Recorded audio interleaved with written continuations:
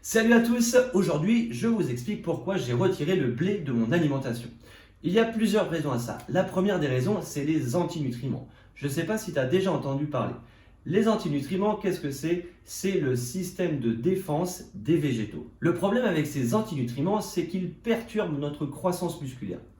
Comment font-ils pour perturber notre croissance musculaire?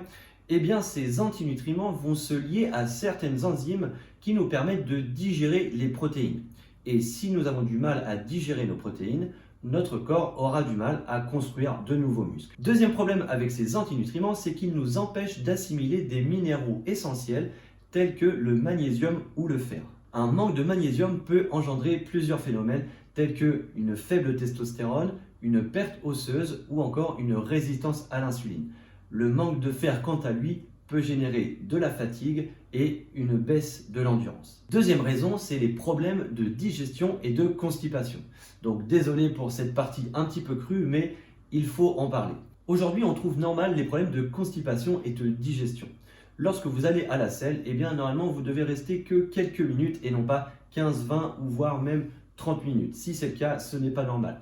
Concernant aussi les flatulences, eh bien normalement ça ne doit pas sentir une odeur insupportable. Si c'est le cas, encore une fois, c'est qu'il y a un problème peut-être lié à la consommation de blé. Troisième et dernière raison, elle est peut-être pas vraiment connue, mais c'est la porosité intestinale. La consommation de blé peut engendrer cette porosité intestinale.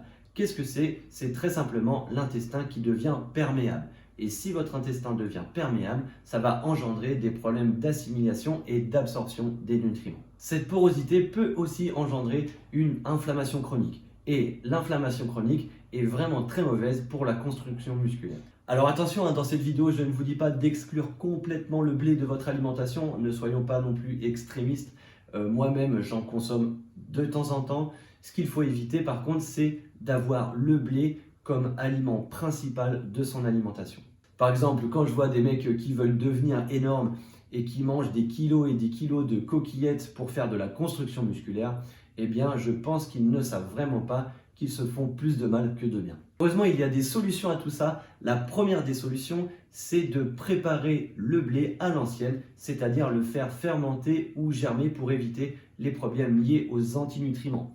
La deuxième des solutions, c'est lorsque vous consommez du pain, de préférer du pain au levain ou du pain Ézéchiel pour éviter encore une fois les effets indésirables des antinutriments. Avant de finir cette vidéo, je voulais vous dire que je vais vous mettre en lien dans le descriptif un PDF que j'ai eu grâce à ma formation que je suis en train de passer en ce moment. C'est la formation Bayesian Bodybuilding qui me permet d'avoir toutes ces informations et de pouvoir vous les redonner ensuite. Ce PDF parle de la façon de préparer le blé à l'ancienne pour éviter les problèmes liés aux antinutriments. Voilà, j'espère que cette vidéo vous a plu et vous aura donné des informations qui vous intéresseront.